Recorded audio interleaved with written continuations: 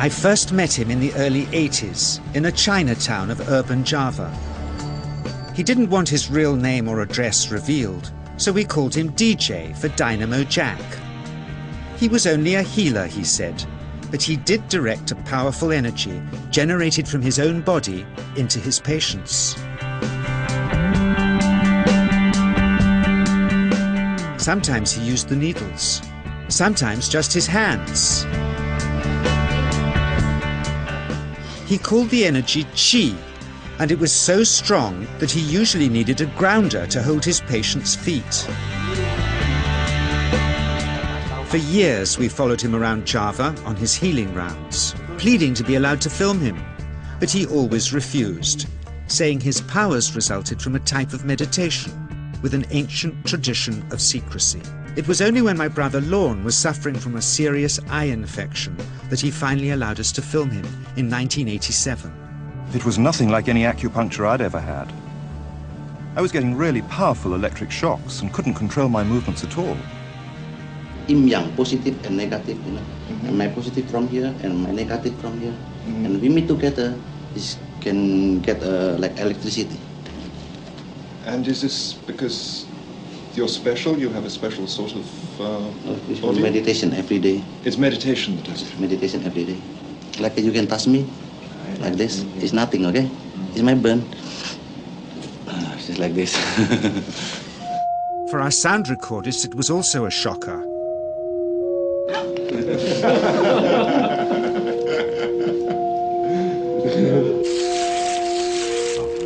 He then took our newspaper outside and showed us how Qi can also be used to set things on fire.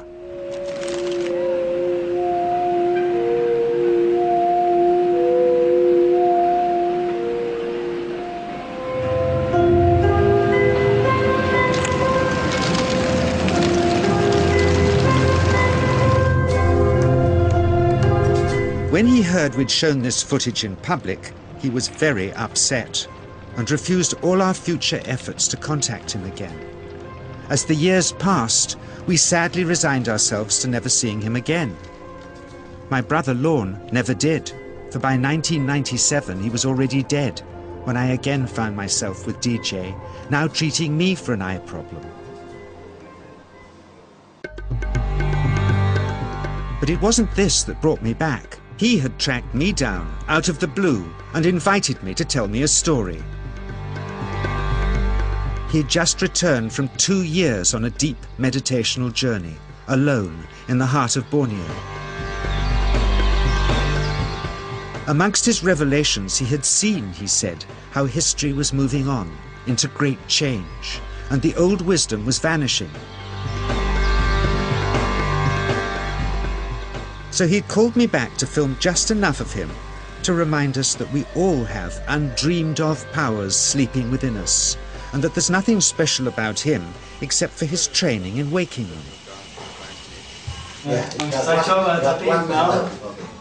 Grounding this patient, my cameraman Joe is having to use all his weight to keep contact. She is pushing him away. He seems able to control the amplitude of this Qi, like a dimmer switch, and it causes uncontrollable responses in the patients and their grounders. I can barely keep my hand on you. It must fly off. The electricity so strong. This mother unwittingly grounds her child. He won't sit still, so she's asked to hold him and grin and bear it. Sometimes signs of this passing energy can be seen in the transmitter too. This Qi stuff is only the surface, he says, of the real adventure beneath, in the meditational technique.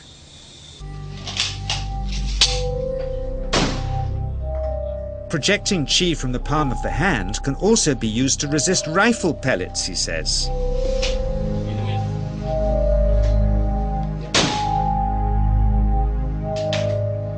First, you learn to distinguish between yin and yang Qi in your body.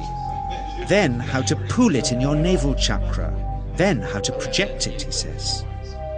And it's the proportionate mixture between yin and yang which accounts for different effects, like pulling or pushing objects or igniting them. Then he gets really strange. He says that mastering yin qi is the key to the spirit world. There's a long tradition of Indonesian krisis being possessed by spirits. So people bring him their krisis to see if they're duds.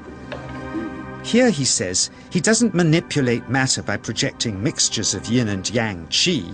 He merely creates a field of yin energy in which, he says, if there's a spirit, it can manifest itself.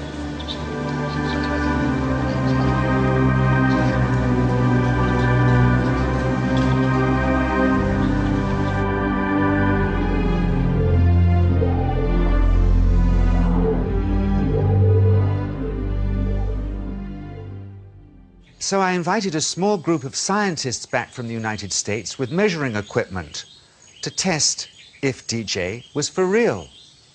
And if so, where might this energy belong on the electromagnetic spectrum? Catherine Cook, CEO of the Mind Science Foundation in Texas. Dr. Roger Nilsson, a Swedish medic and international racing sailor. Dr. Greg Simpson, a physicist from New York's Albert Einstein University, and Andreas Polak, one of DJ's Australian students. The visitors are confident they'll uncover him as a fraud in no time. Greg is the first guinea pig, and he's uncomfortable about showing that he can feel anything at all. Dr. Roger doesn't know what to expect.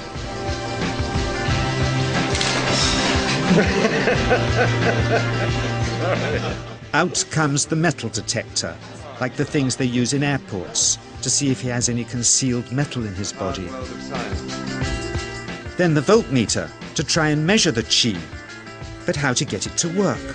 Where's the ground? What settings? DJ suggests that as his negative is his perineum, and his positive is his navel chakra, perhaps that's where the electrode should be attached. He doesn't stand on his dignity. He's eager to help, but still no readings. They're getting shocks off his arm, and now they're on the right settings, but the needle still isn't moving. DJ says it isn't electricity, it's qi. It's 1, 2, up, I feel it in my whole body. I feel it, 3, 0.3, I feel it in my legs, shit. But suspecting there's some tricky setup on his premises they can't find, they insist we all go to a randomly chosen hotel room several miles away to see if he can light a light bulb with his fingers. It doesn't ground on the wall.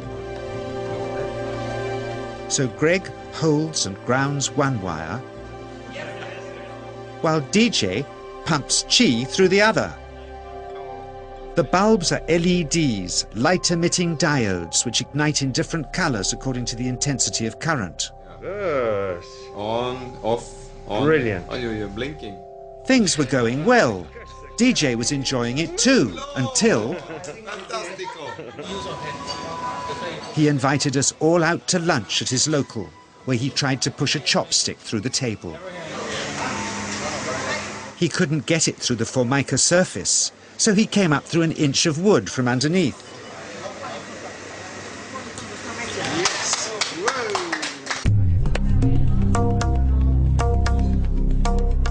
Not only did he draw his own blood, but a chopstick splinter had caught Alison here between the eyes, drawing more. The incident was laughed off apologetically, but next morning he was a different man, drawn and upset. He said he'd been visited all night by his long-dead master, raging that he'd broken the strict taboos of his sect, never to show off in public and never to cause harm or draw blood. He felt deeply chastised. All further testing and filming must end. Never again would he submit to public scrutiny, nor accept any new students. He would sink from sight and continue his healing in obscurity, as he had done since before we met him in the early 80s and had always told us was right.